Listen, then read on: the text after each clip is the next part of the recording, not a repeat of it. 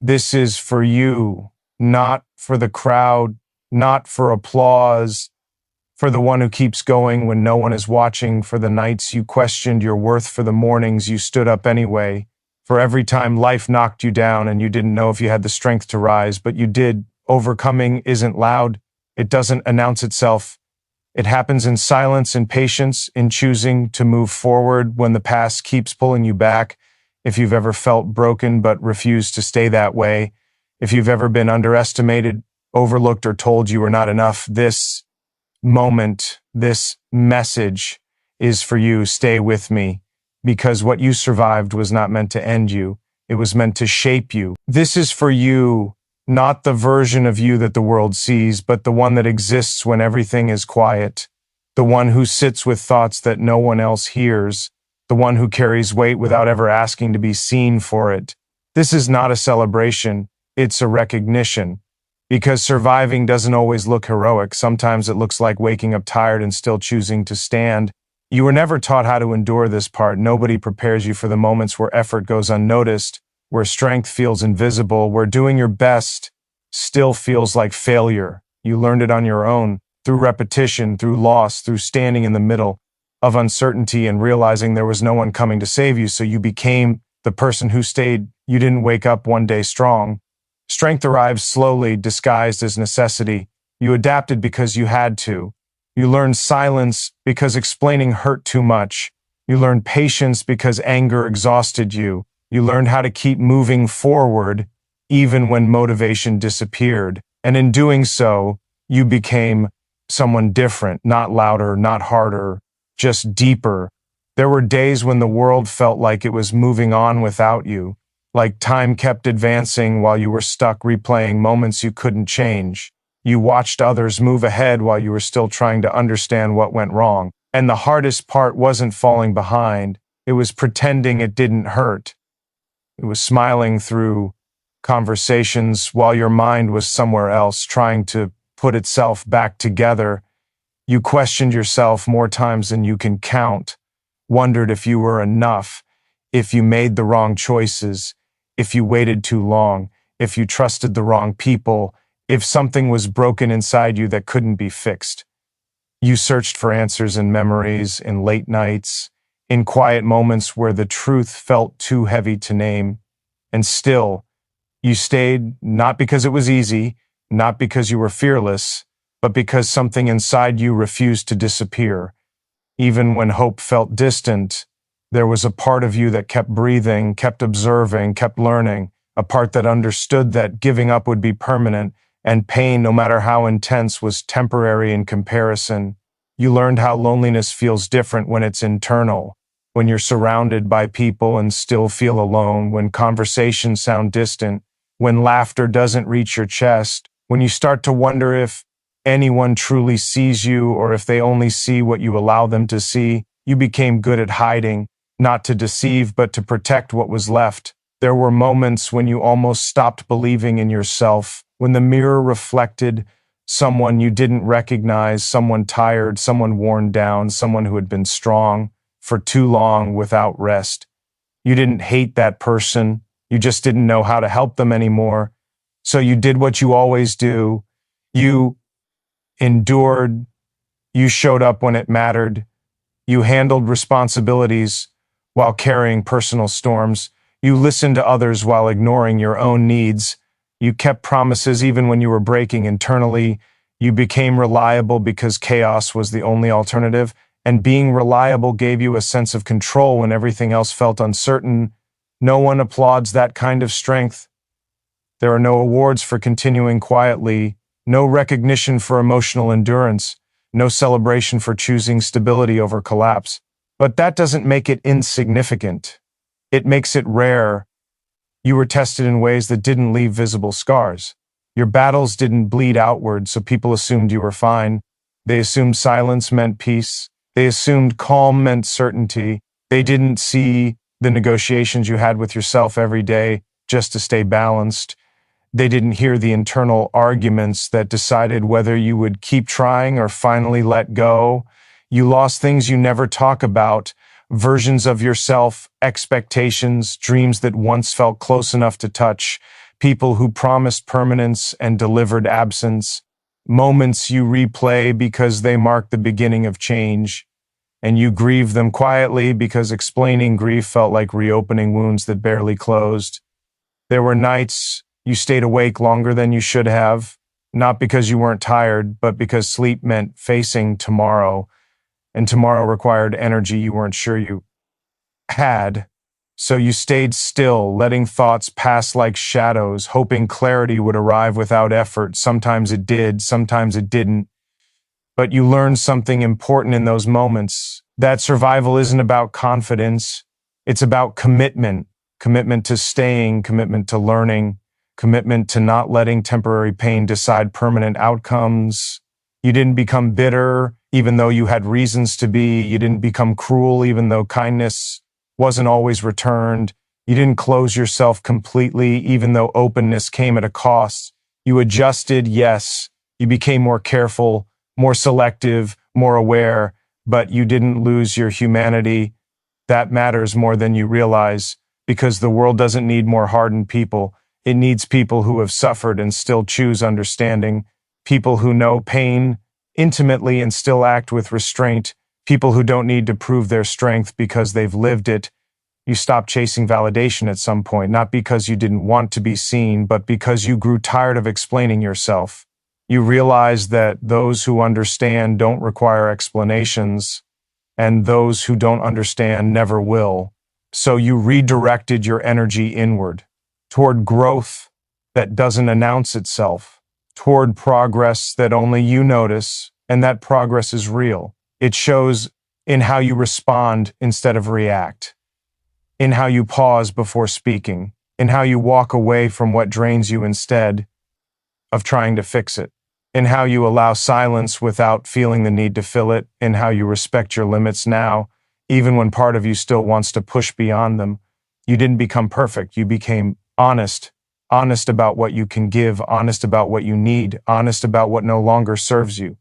And honesty takes courage when you've spent so long surviving through adaptation. There were times when you felt invisible, when your efforts blended into the background, when your presence didn't feel necessary, and instead of demanding attention, you questioned your worth. That was never fair to you, because value doesn't decrease just because it isn't acknowledged. You carry lessons most people haven't learned yet, about patience, about resilience, about the quiet power of consistency, about how to rebuild without destroying everything first. You learn that healing isn't linear, that progress includes setbacks, that strength includes rest. You allowed yourself to change. That was not easy.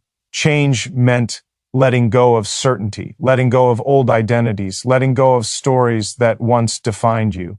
But you understood that staying the same would cost you more than evolving ever could. You've been misunderstood, labeled incorrectly, judged from the outside, reduced to moments instead of understood as a whole. And instead of correcting everyone, you chose peace. You chose to let people believe what they wanted because your truth didn't need consensus. That decision saved you energy. Energy you needed to keep building a life that felt aligned, not impressive. You are not here because everything worked out. You are here because you refused to disappear when things fell apart. Because even on your worst days, you stayed connected to something inside you that whispered, keep going. Not loudly, not dramatically, just enough. And maybe you don't give yourself credit for that. Maybe you minimize it. Maybe you compare yourself to others and feel behind. But survival isn't a race. Growth isn't a competition. And your journey doesn't lose value because it took longer or looked different. You learned how to be alone without being empty, how to sit with yourself without distraction, how to listen to your instincts again, how to trust your pace. Those are skills that can't be taught. They are earned through experience, through discomfort, through reflection. This is for you because you didn't give up when no one would have blamed you for doing so, because you carried responsibility without recognition, because you chose to remain decent in a world that often rewards the opposite. You are not weak for needing rest. You are not broken for feeling tired. You are not failing because progress feels slow. You are human. And being human means adapting, recovering, and continuing even when certainty is absent. What you endured mattered. What you learned matters. Who you became through it matters. And even if no one ever says it out loud, even if the world never pauses to acknowledge it, even if your journey remains mostly unseen, this is for you because you stayed when leaving felt like relief, because you held yourself together when everything inside you wanted to fall apart, because you kept choosing tomorrow without knowing what it would bring. Pain did not break you, it shaped you. Pain didn't arrive gently. It didn't ask permission. It didn't explain itself. It entered your life when you were least prepared, when you still believed effort guaranteed results, when trust felt safe, when the future looked predictable. It disrupted everything you thought you understood about fairness, about control, about who you were supposed to become. At first, you resisted it. You questioned why it was happening to you. You searched for reasons, for mistakes, for something you could point to and say, this is where it went wrong. Because believing pain has a cause feels better than accepting that sometimes it just happens, that life can shift without warning, that loss doesn't always come with lessons immediately attached. You tried to push through it the way you always had, with logic, with strength, with distraction. You told yourself to stay busy, to stay productive, to stay composed. You told yourself others had it worse. You minimized your own experience because acknowledging it felt dangerous, like if you looked at it directly, it might consume you. But pain doesn't disappear when ignored, it waits. It settles into the body, into the mind, into the way you speak, the way you pause, the way you hesitate before trusting again. It shows up in small moments, in reactions you don't recognize, in emotions that don't match the situation, in exhaustion that sleep doesn't fix. There were moments when you thought, this is it, this is where I break, when the weight felt too constant, too familiar, too heavy to carry any longer. You wondered how much a person could endure before something irreversible happened. You wondered if strength had limits, and if you had already reached yours. What you didn't realize then was that you were already changing. Pain stripped away illusions first, the belief that effort always protects you, the idea that people stay simply because they say they will, the assumption that stability is permanent. Those ideas faded quietly, not all at once, but enough that you stopped relying on them.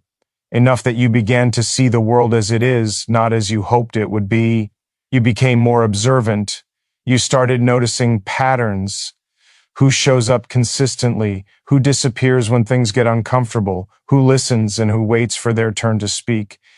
Pain sharpened your awareness. It made you pay attention to details you once overlooked because you didn't need to see them before. It also slowed you down, not by choice, but by necessity. You couldn't move the same way anymore. You couldn't rush decisions. You couldn't ignore consequences. Everything required more thought, more care, more honesty. And while that felt like weakness at first, it wasn't. It was recalibration. You learned how fragile people are, including yourself. And instead of becoming careless with that knowledge, you became cautious. You understood that words linger, that actions echo, that small moments can leave lasting impressions. So you chose them more carefully. You spoke less. You listened more. You weighed your responses instead of reacting immediately. Pain introduced you to silence, not the peaceful kind, but the kind that forces reflection, the kind where distractions stop working, where noise fades and you're left alone with your thoughts. That silence was uncomfortable. It confronted you with questions you had avoided, about what you actually wanted, about what you tolerated, about what you were afraid to lose. Some answers surprised you, some disappointed you, some demanded change. You realized that pain doesn't just hurt, it informs. It reveals where boundaries were missing, where expectations were unrealistic, where you gave more than you had, where you stayed longer than you should have. It showed you the cost of neglecting yourself in the name of peace. And slowly, without making an announcement, you began to adjust. You stopped explaining yourself to people who were committed to misunderstanding you. You stopped overextending just to feel needed. You stopped apologizing for taking space, not out of anger, but out of understanding. understanding that survival requires preservation, not constant sacrifice. Pain changed your relationship with time. You stopped assuming there would always be more of it, more chances, more conversations, more opportunities to fix things later. You became more present, not because you wanted to be mindful, but because uncertainty demanded it. You notice how quickly things can shift, how easily routines collapse, how suddenly people leave. And instead of living in fear of that, you learn to value what exists now without clinging to it, to appreciate without possession, to care without control. There were moments when pain made you withdraw, when the world felt too loud, too demanding, too insensitive. You pulled back, not to isolate, but to protect what was healing. You needed space to process without interference, without opinions, without pressure to perform normalcy. In that space, you met parts of yourself you hadn't known before, the part that could sit with discomfort instead of running from it, the part that could say no without justification, the part that could accept that not everything needs to be fixed immediately. Pain taught you patience, not as a virtue, but as a survival skill. You stopped chasing outcomes you couldn't control. You focused instead on effort, on intention, on alignment. You learned that peace doesn't come from getting everything you want, but from wanting less of what drains you. From releasing attachment to how things should look, your empathy deepened. Not the performative kind, but the quiet kind, the kind that recognizes pain without needing it explained, the kind that offers presence instead of solutions, because you know now that sometimes understanding is more valuable than advice. You became careful with judgment. You stopped assuming you knew what others were carrying, because you know how invisible pain can be, how functional someone can appear while barely holding themselves together. That awareness made you gentler with others, with yourself. Pain changed your standards, what you tolerate, what you accept, what you invest in. You became less impressed by appearances and more attentive to consistency, less moved by words and more by behavior, less interested in potential and more focused on reality. You learned that healing isn't about returning to who you were before. That version of you existed without certain knowledge, without certain experiences, without certain scars. Going back was never an option. And once you accepted that, you stopped trying to erase pain and started integrating it. Integration is quiet. It doesn't look like triumph. It looks like balance, like recognizing triggers and responding with awareness, like acknowledging emotions without being ruled by them, like allowing sadness without letting it define you. You stopped asking why this happened to me and started asking what now. Not because you had all the answers, but because staying stuck in why kept you anchored to the past. And the past, no matter how painful, could not be changed. Pain taught you humility, not humiliation, but humility. The understanding that you don't control everything, that strength includes asking for help, that resilience includes rest, that courage includes admitting when something hurts. You learn to sit with uncertainty without demanding immediate clarity, to move forward without guarantees, to trust yourself even when the path wasn't clear. That trust wasn't blind optimism, it was earned through survival.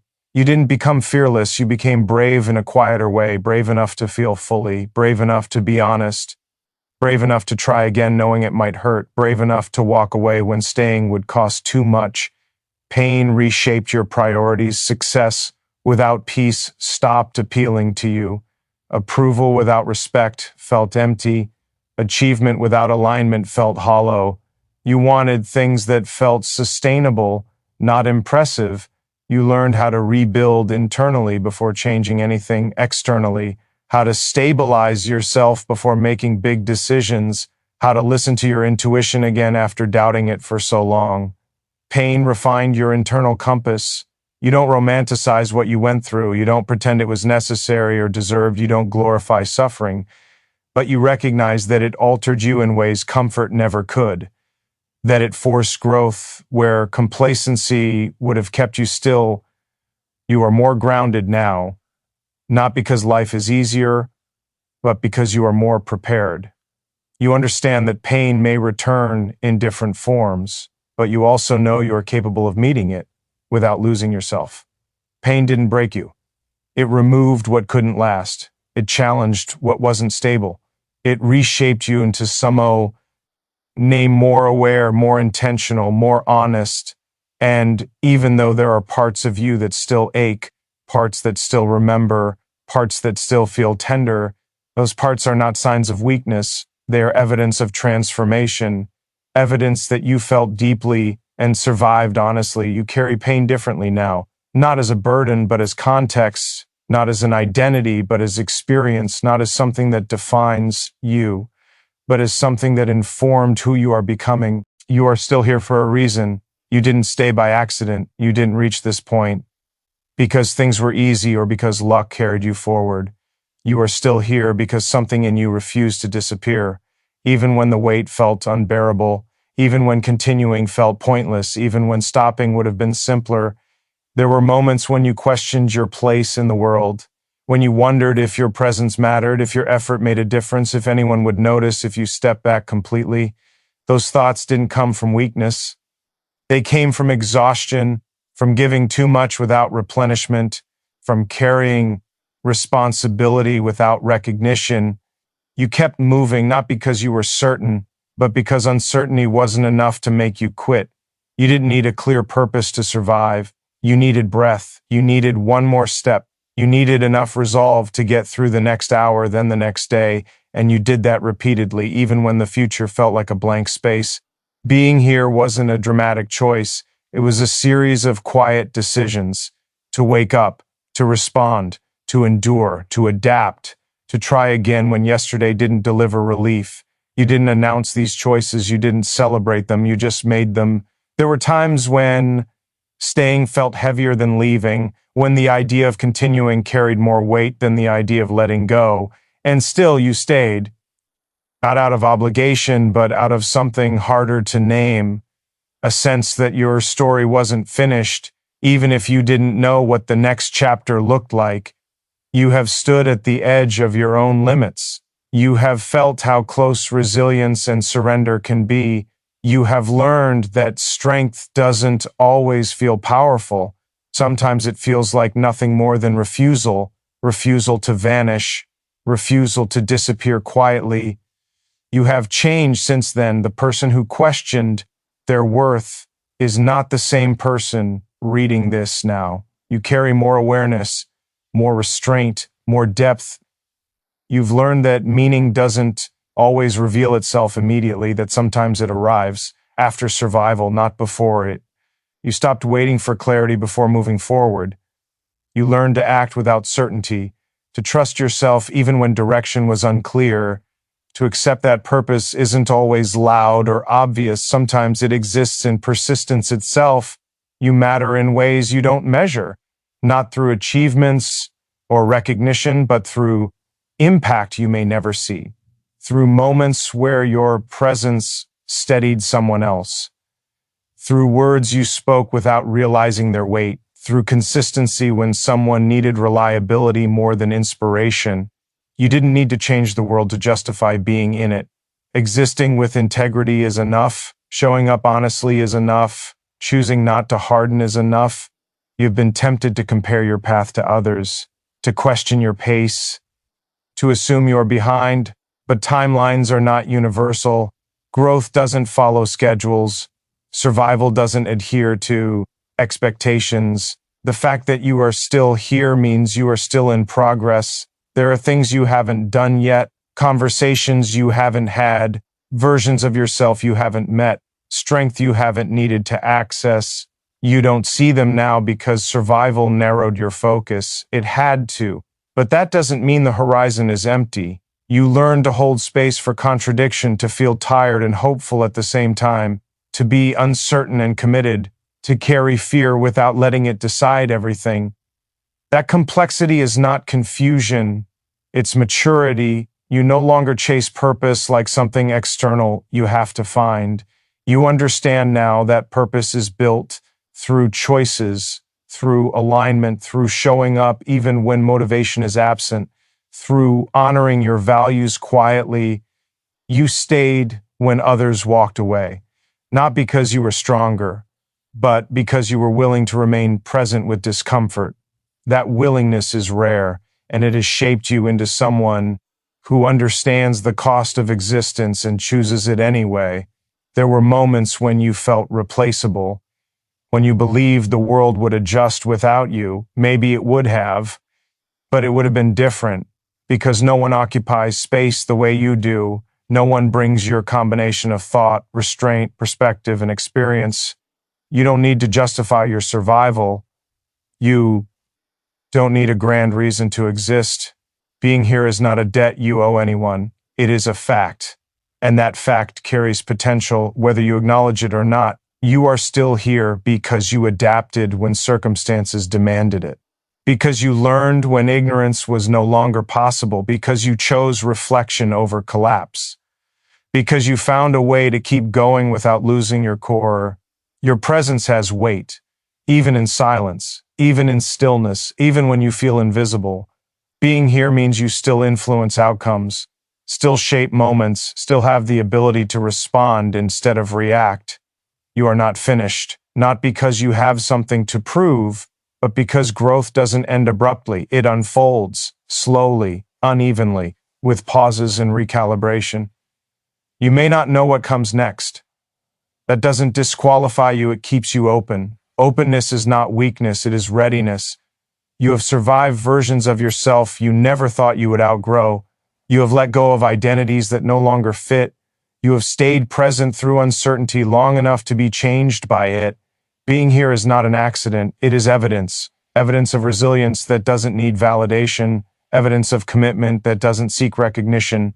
Evidence of a life still unfolding, even if the direction isn't clear yet. You don't need to rush meaning. You don't need to force purpose. You don't need to have answers today. You are still here, and that, on its own, is reason enough.